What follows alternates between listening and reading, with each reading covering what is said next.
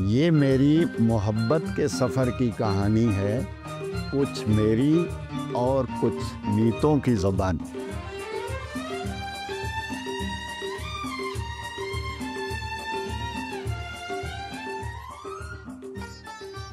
मुअज़्ज़ज़ सामीन और नाज़रीन, मैं अपने एक बहुत बड़ी खुशी का लम्हा आपसे पहले शेयर कर चुका हूँ, लेकिन ज़िंदगी का सफ़र खुशियों और गमों से इबारत है। वो खुशी का लम्हा तो ऐसा था जिसे शेर में कई सालों पहले यूं बयान किया गया था, किथे मेर अली किथे तेरी सना, गुस्ताख अखियाँ किथे जा लड़ियाँ। उस लम्हे की लज़्ज़त और उसका एहसास इस कदर खुशगवार है कि मेरी पूरी ज़िंदगी का दरअसल वही सरमाया। लेकिन मैं अपने सामीन और नाज़रीन की दिलचस्पी के लिए अपनी चंद छोटी छोटी खुशियों को भी शेयर करना चाहूँगा।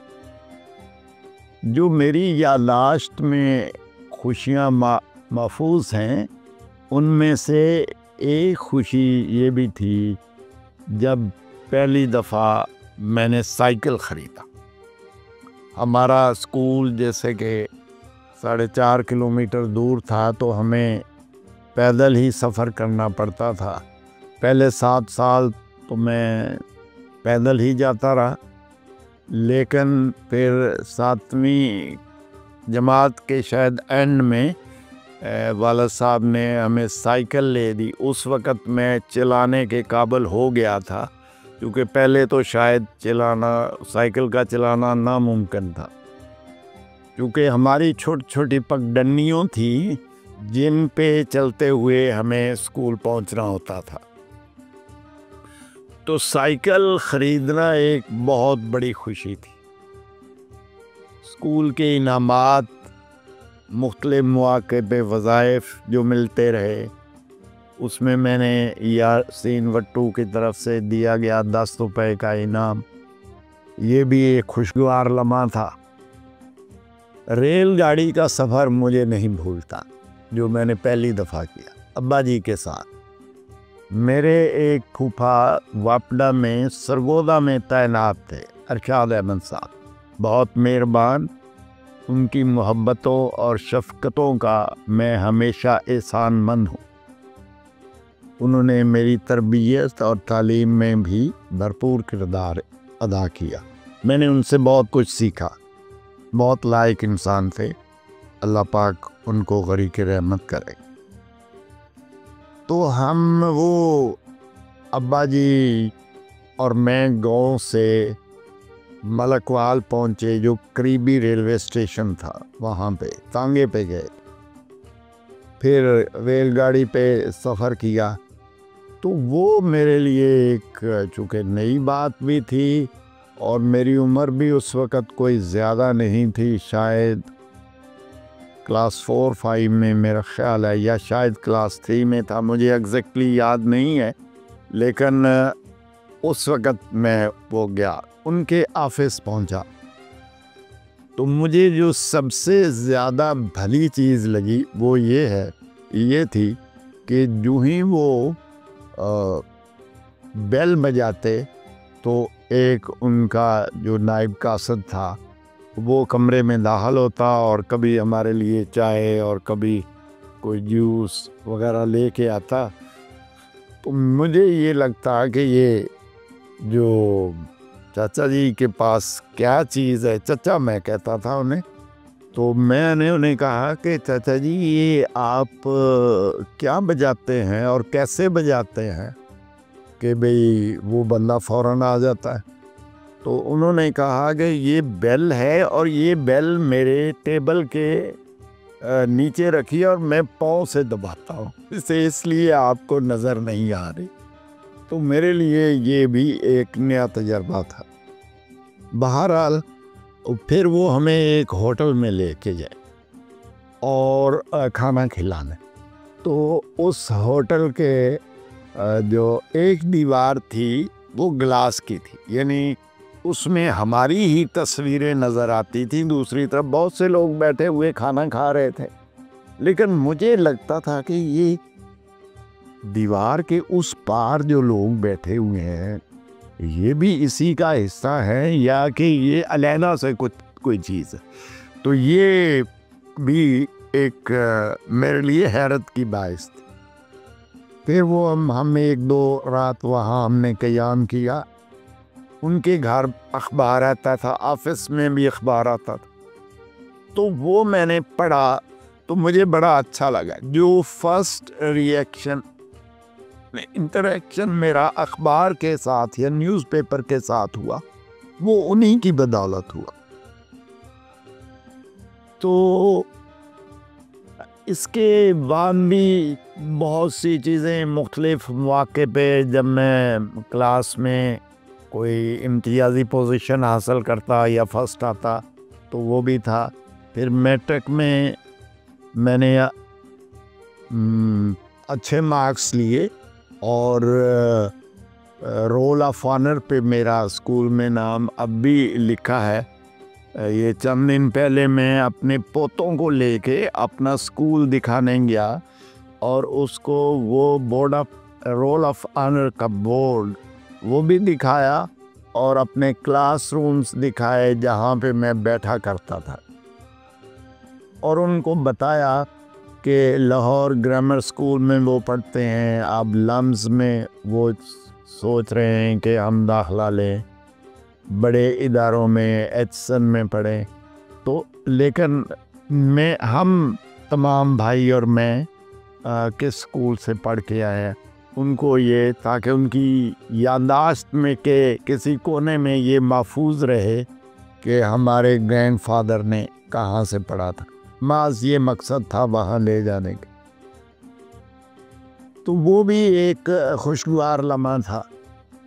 फिर मेरी ज़िंदगी में जो खुशगवार लम्हा है वो ये है कि मैंने रेडियो पाकिस्तान के लिए एक गीतों भरी कहानी लिखी और उनके साथ मेरी ख़तो किताबत होती रहती थी।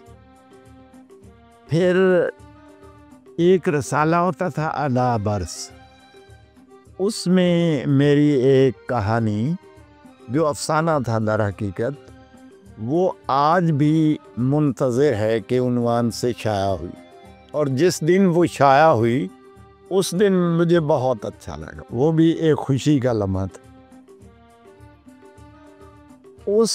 चूँकि उन्होंने एड्रेस जो मुसन्नफ़ है उसका एड्रेस भी दिया होता था तो मुझे बेशुमार ख़वातीन के और लड़कों के ख़ुतूत मौसूल हुए और उन्होंने अपनी कहानियाँ लिख के भेजी कि आप इनको एक कहानी की शक्ल दे के इनकी नोक पलक दुरुस्त करके तो इसको शाया करवा दें।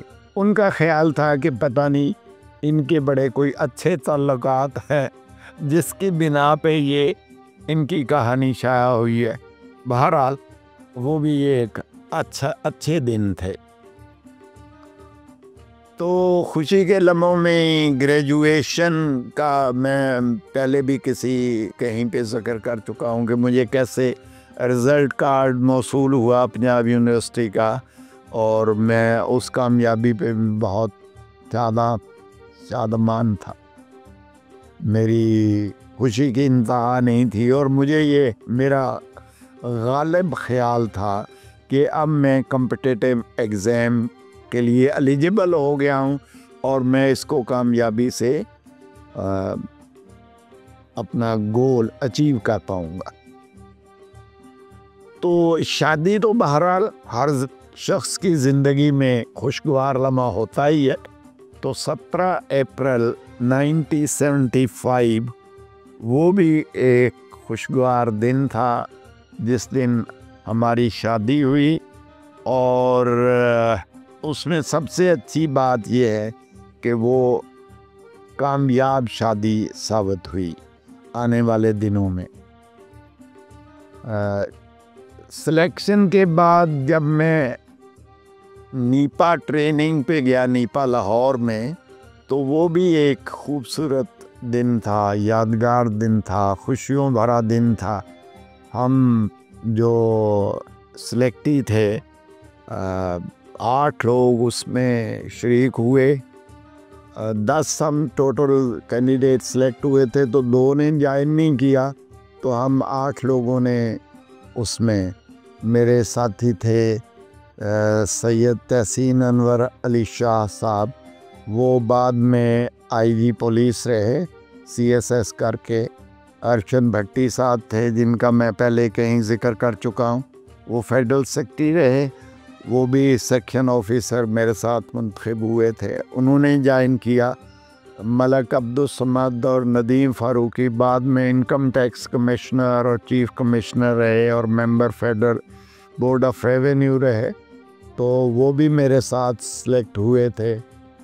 इसके अलावा तसद्दुक बुखारी साहब थे और मोहम्मद असलम कासमी साहब थे।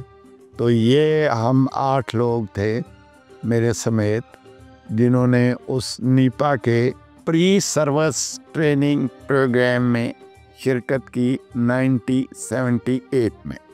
उसमें 4 ऑफिसर्स जो है वो ट्रेजरी सर्विस के भी थे।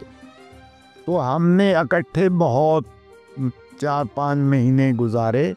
उसमें हमने कंट्री स्टडी टूर किया।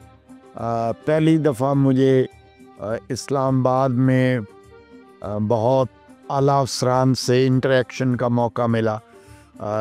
एक क्लासरूम लेक्चर्स तो होते ही थे लाहौर में, लेकिन उसका ये फ़ायदा हुआ कि हमें जो सेंट्रल सेक्रेटेरिएट है इस्लामाबाद में, वहाँ जाने का मौका मिला।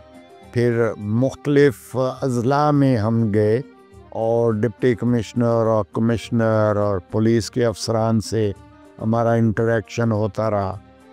मरी में हमने 3-4 दिन गुजारे, मरी, अयूबिया और नथिया गली में।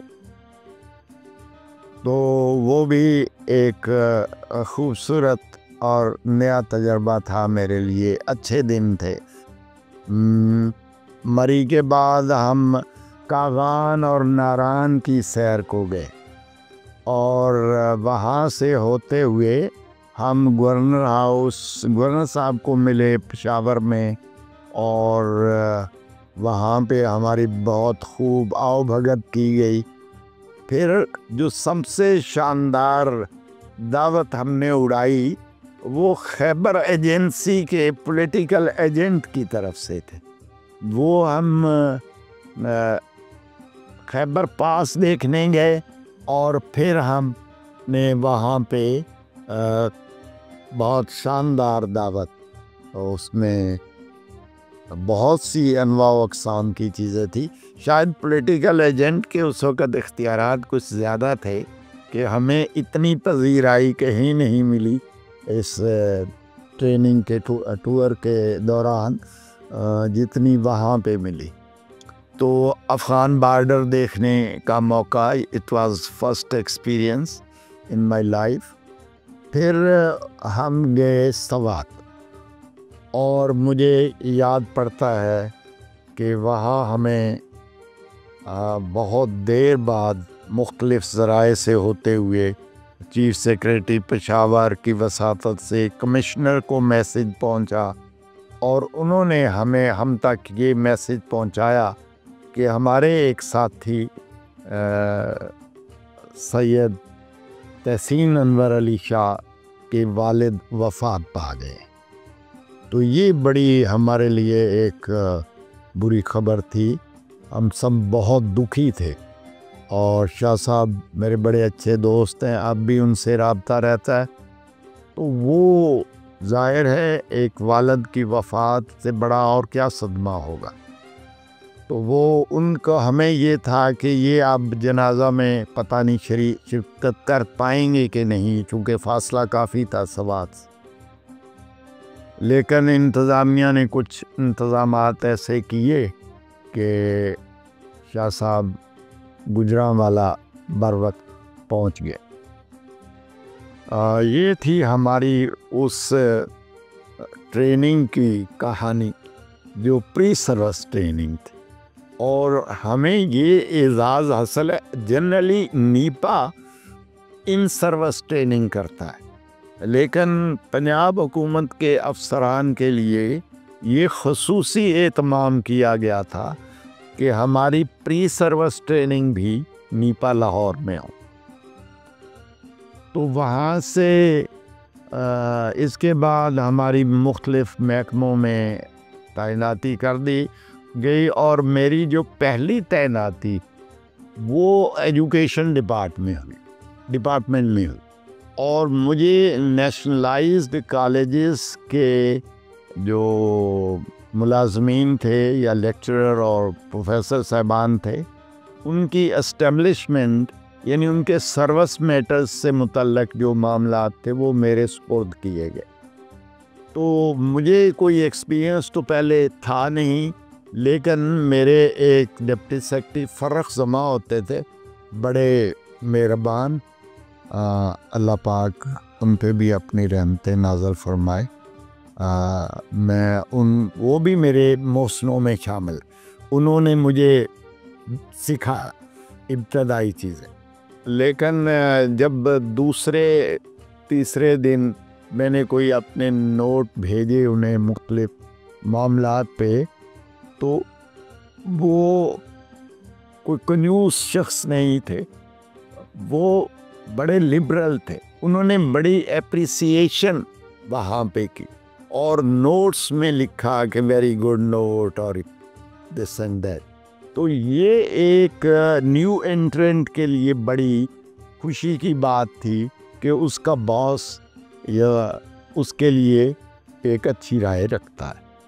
तो वो उन्होंने आने वाले दिनों में भी मुझ पर अपनी शफ़क़तें जारी रखी और मेरे लिए ख़ुसूसी तौर पे सेक्रेटरी को रिक्वेस्ट की। ब्रिगेडियर इकराम होते थे उस वक़्त सेक्रेटरी एजुकेशन, तो वो ट्रांसफ़र हो गए। तो मैंने रिक्वेस्ट कर रखी थी कि मुझे आउट ऑफ टर्न कोई घर अलाट किया जाए, लाहौर में हम नए नए आए थे। तो उन्होंने ख़ुसूसी तौर पे मेरे लिए सेक्रेटरी को रिक्वेस्ट की कि, और सेक्रेटरी ने एग्री किया और उन्होंने कहा कि डीओ लेटर बना के लाएं। तो वो डिप्टी सेक्रेटरी साहब ने ना मुझे ही कह दिया, फ़र्रुख ज़मा साहब ने, कि आप ड्राफ्ट करके लाओ DO letter from secretary education to additional chief secretary. तो वो मैंने किया, तो उसको देख के भी उन्होंने खुशी का इज़हार किया कि ये आपने अच्छा लिखा, अच्छा। तो वो लेके गए सेक्रेटरी के पास और उन्होंने फ़ौरन दस्तखत कर दिए और यूँ मुझे पहला सरकारी घर आउट ऑफ टर्म अलाट हुआ वादत कॉलोनी में। 2 नंबर था उसका, 2FA, और उस घर में हम तकरीबन 5 साल रहे। वो एक रोशन हवादार घर था, बिल्कुल मेन रोड के किनारे, और मेरे बेटे नवीद ने वहाँ से ही स्कूल जाना सीखा। क्लास 1 में वो वादत कॉलोनी में उसने एडमिशन लिया था। तो ये उसके बाद मैं एजुकेशन में 2-3 साल रहा, फिर मुख्तलिफ़ महकमों में मैं सर्विस करता रहा। उसमें labour department, housing and physical planning department था। जब मैं housing and physical planning department में था तो तब मैं CSS में अपीयर हुआ दोबारा। फर्स्ट टाइम तो 1977 में हुआ था, जिसमें मुझे बैंक की मुलाजमत ऑफ़र की गई थी, लेकिन मैंने तरजीह दी कि मैं PSS को ज्वाइन करूं और मैंने पंजाब गवर्नमेंट को ज्वाइन कर लिया। तो वो ये दूसरा इम्तिहान था CSS का जो मैंने 1982 में दिया। 83 में हमारी अल्टीमेटली सिविल सर्विसेज एकेडमी में ट्रेनिंग हुई थी। तो उसमें मुझे मेरी पोजीशन 71 पोजीशन थी। ओवरऑल पाकिस्तान में। लेकिन उस साल पोस्टें जो कि CSS के इम्तहान में कम थी, इसलिए मुझे कोई बहुत अच्छा ग्रुप एलोकेट नहीं हो सका। मुझे पोस्टल ग्रुप एलोकेट हुआ था। तो बहरहाल वो भी एक ज़िंदगी के सफ़र की कहानी है। तो housing and physical planning department के बाद मैंने सिविल सर्विसेज एकेडमी ज्वाइन की, और वो भी एक ज़बरदस्त तजर्बा था। पहली दफ़ा मुझे वहाँ और स्पीकर्स तो थे ही आते थे, मुख्तलिफ अफसरान, सीनियर अफसरान, दानश्वर, लिखारी, लेकिन जावेद अहमद गामदी का interaction first time civil services academy में ही हुआ। और ऐसा हुआ कि फिर मैं उनको बहुत ध्यान से आने वाले दिनों में भी सुनता रहा, और उनका लॉजिक और चीज़ों को देखने का अंदाज़ ज़रा हट के ज़रूर है, लेकिन वो आपके दिल पे असर ज़रूर करता है। आप उनकी कई आरा से इख्तलाफ कर सकते हैं, लेकिन उनकी बात में लॉजिक मौजूद है। और यही बड़ी बात है कि आप जो बात कहते हैं उसकी रीज़निंग मौजूद। हमारे बहुत से अकाबर उलमा ने बहुत काम किया है तहकीक पे, लेकिन उनका भी एक बड़ा किरदार है। बहरहाल ये तो थी सिविल सर्विसेज एकेडमी की कहानी। तो फिर मैं 2 साल मैंने फेडरल गवर्नमेंट में गुजारे, और उसमें ट्रेनिंग का पीरियड भी शामिल था। लेकिन जो यादगार हमारा उसमें हिस्सा था वो आर्मी अटैचमेंट का भी था, कि 4 मंथ्स के लिए जो सिविल अफसरान हैं उनको आर्मी में भेजा जाता था, ताकि वो उससे फेमिलियर हो जाए उनकी वर्किंग से। तो मुझे 43rd पंजाब रेजिमेंट में मेरी पोस्टिंग हुई, या अटैच किया गया मुझे। वहाँ पे कर्नल रिजवी होते थे उस वक़्त, और वो यूनिट उस वक़्त आज LOC में पूना धंधड़ के मकाम पर उसकी डिप्लॉयमेंट थी। तो मुझे वहाँ पे 4 महीने गुजारने का मौका मिला। उसमें बहुत से नए दोस्त भी बने। मेजर इसरार होते थे उस वक़्त हमारे साथ, वो जो हमारे गुलूकार हैं अबरारुल हक, उनके बड़े भाई थे। तो उनके साथ एक डॉक्टर साहब थे, तो हमारी खूब गपशप रहती थी। तो लेकिन मुझे वहाँ पे जो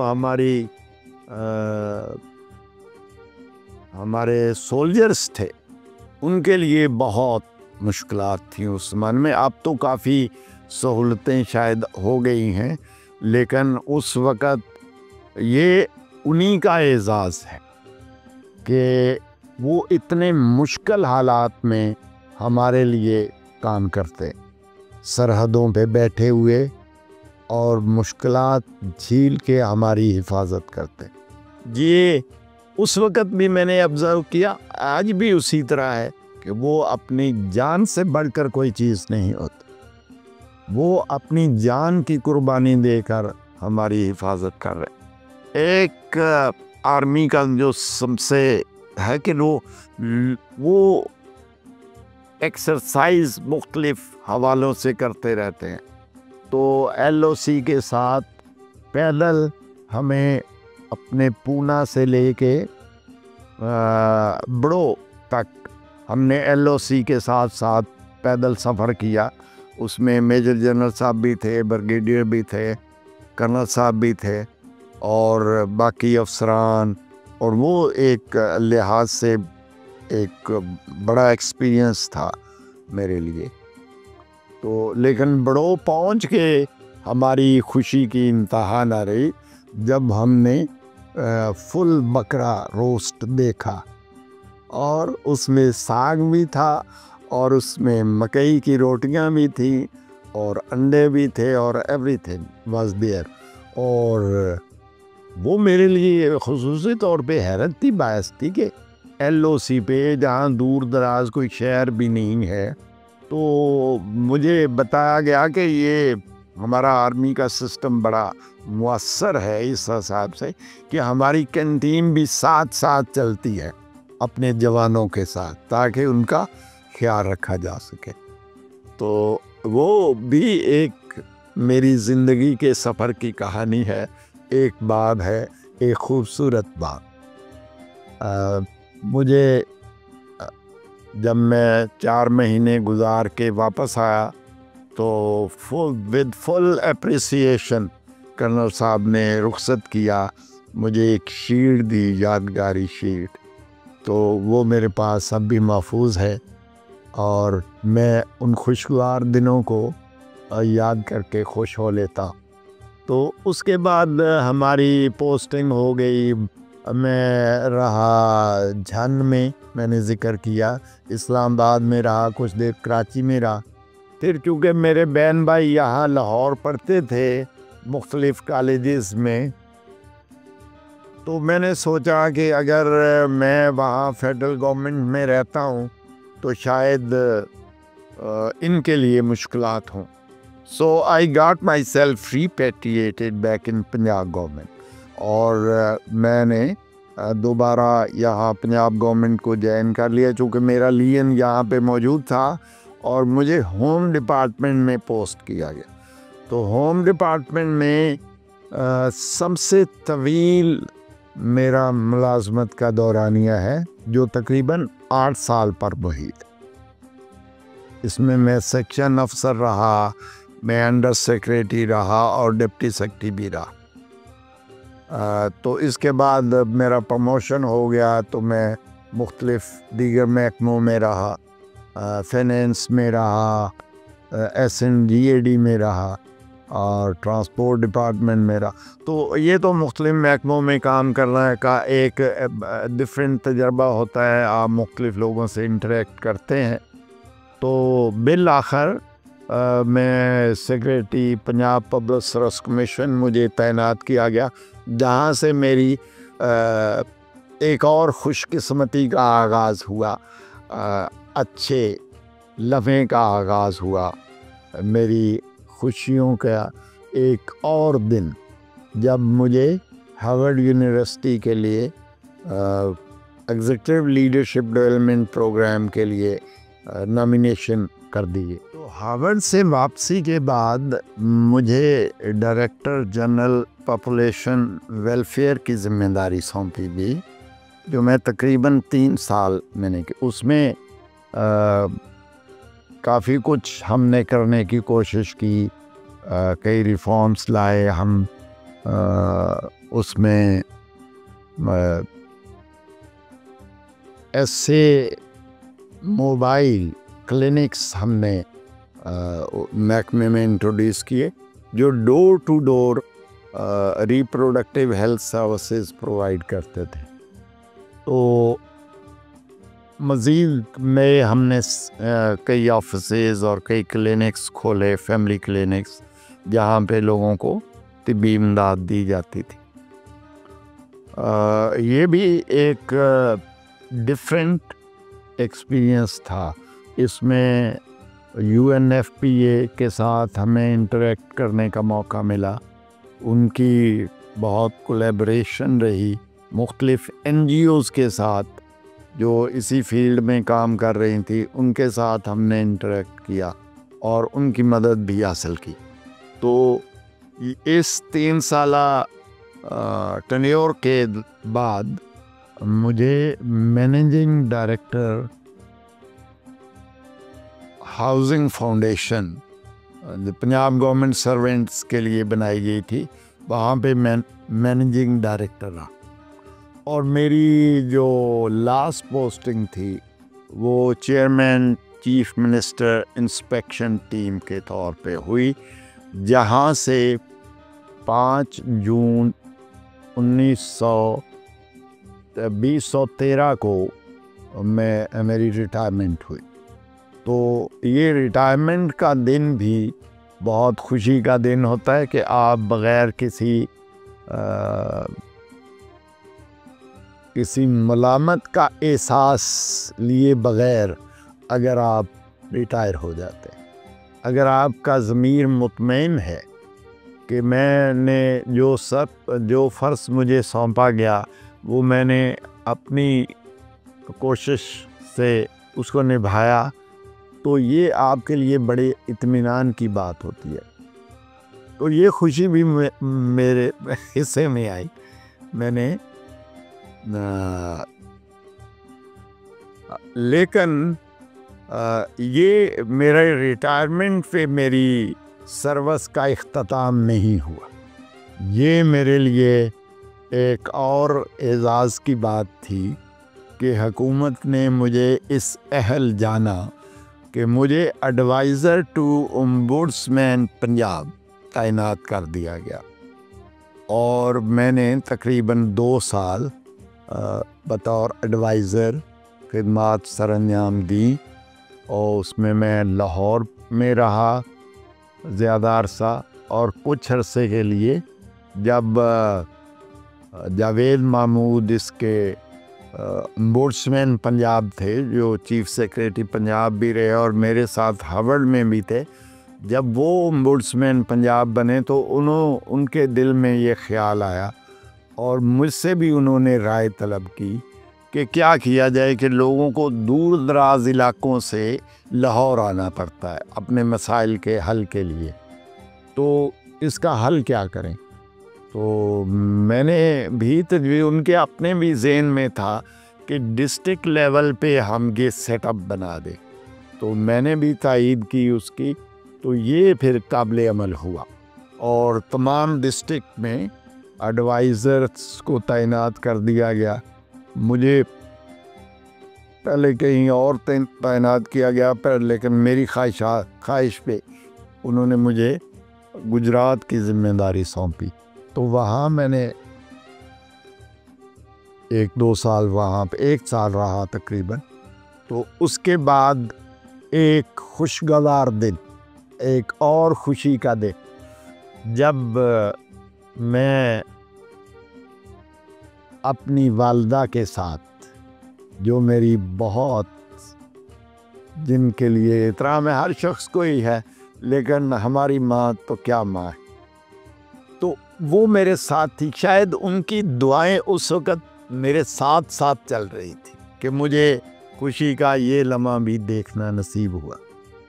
मुझे फ़ोन आया, ईद का दिन था, हम ईद के लिए अपने गांव जा रहे थे, गुजरात से अपने गांव चक नंबर 18, और गाड़ी में थे कि मुझे ये फ़ोन मौसूल हुआ कि आपकी तैनाती बतौर member Punjab public service commission कर दी गई। तो ये ज़िंदगी के बहुत खुशगवार लम्हों में से एक लम्हा था। अब मुझे ये था कि अब मैं पहले ज्वाइन करूँ या कि ईद मनाऊँ। तो वो वही दिन था वर्किंग डे जिसमें मुझे ये मिला। तो फिर मैंने सोचा चले खैर अब ईद तो पहले मनाए खुशी खुशी, और फिर ईद की खुशियाँ समेटने के बाद फिर लाहौर जाके ज्वाइन करेंगे। तो हम गाँव गए, हमने वो ईद भी क्या ईद होगी कि जो ख्वाब में भी आपने ना सोचा हो आपको हासिल हो जाए, तो इससे बड़ी बात क्या होगी। तो 2-3 दिन हमने वहाँ गांव में गुजारे और फिर मैं लाहौर आया और मैंने फिर अपने ओम्बुड्समैन को ये तहरीरी इत्तला दी कि मुझे वहाँ पे ज्वाइन करना है तो रिलीव कर दिया जाए। तो उन्होंने, वो भी खुश हुए, मुबारक दी मुझे जावेद महमूद साहब ने और मैं अपने नए ऑफिस बतौर मेंबर ज्वाइन करने के लिए उसी बिल्डिंग में पहुंचा जहां से मेरे सफ़र का आगाज़ हुआ था। और वो 19 जनवरी 1977 का दिन था, 1978 का दिन था, जिस दिन मैंने इंटरव्यू दिया था पीपीएससी में। और एक वो दिन था जब मैंने 1 अक्टूबर को 2016 को 16 या 15, आई एम फॉरगेटिंग, वो मैंने ज्वाइन किया वहाँ पे और बतौर मेंबर। और मुझसे हलफ लिया गया बतौर member Punjab public service commission. Lieutenant general Akram थे उस वक़्त चेयरमैन। और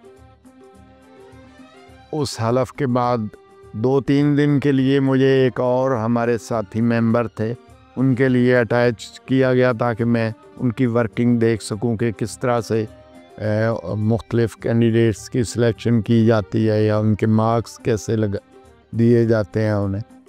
तो फिर मुझे इंडिपेंडेंट जो है वो चार्ज दे दिया गया। तो मैं तकरीबन 3 साल वहाँ पे रहा।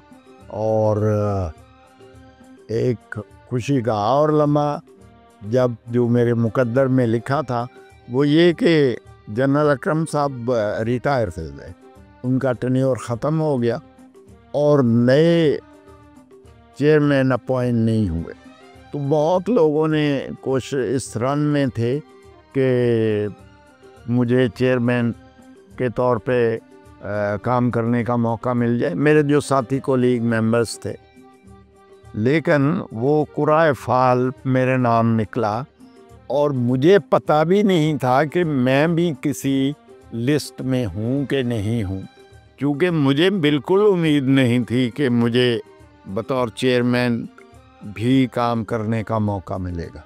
तो मुझे ऑफिस में मैं बैठा था तो अरशद धक्की का फ़ोन आया, कहने लगे आप बड़े छुपे रुस्तम निकले हैं, वो कोशिशें और लोग कर रहे थे, वो नोटिफिकेशन आपका हो गया है चेयरमैन का।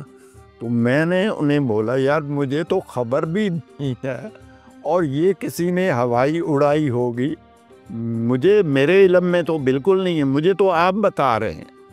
तो उन्होंने कहा नहीं बिल्कुल ये सच है, नोटिफिकेशन हो चुका है आपका और मुबारक हो, और जैसे रस्मी कलमात होते हैं कि बड़ी बात है। तो यूँ मुझे चेयरमैन के तौर पे भी काम करने का मौका मिल गया चंद माह के लिए। और मेरे बाद जो वहाँ पे अपॉइंट हुए वो लेफ्टिनेंट जनरल थे मकसूद वो।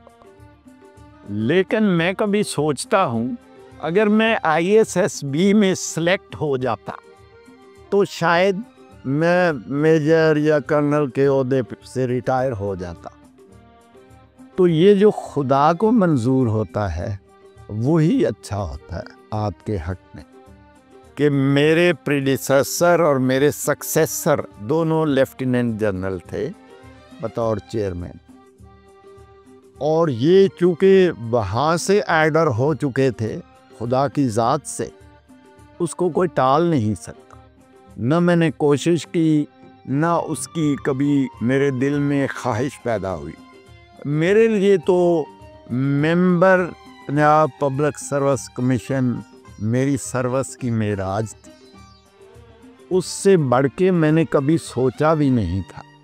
लेकिन अल्लाह पाक की अनायतें मुझ पर हमेशा बरसती रही। पता नहीं मैं उसका मुस्तहिक भी था कि नहीं, लेकिन वो बहुत करीम है, वो बहुत रही।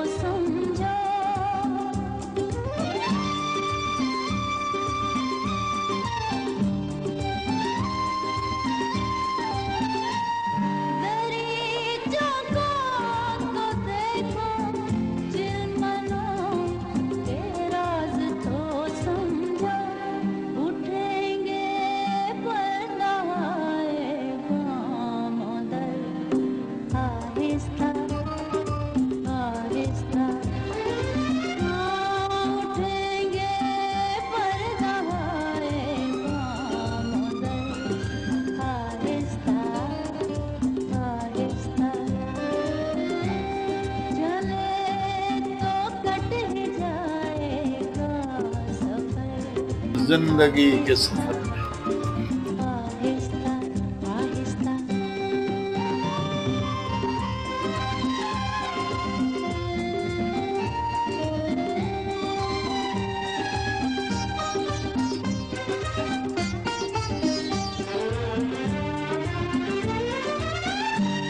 यूं ही एक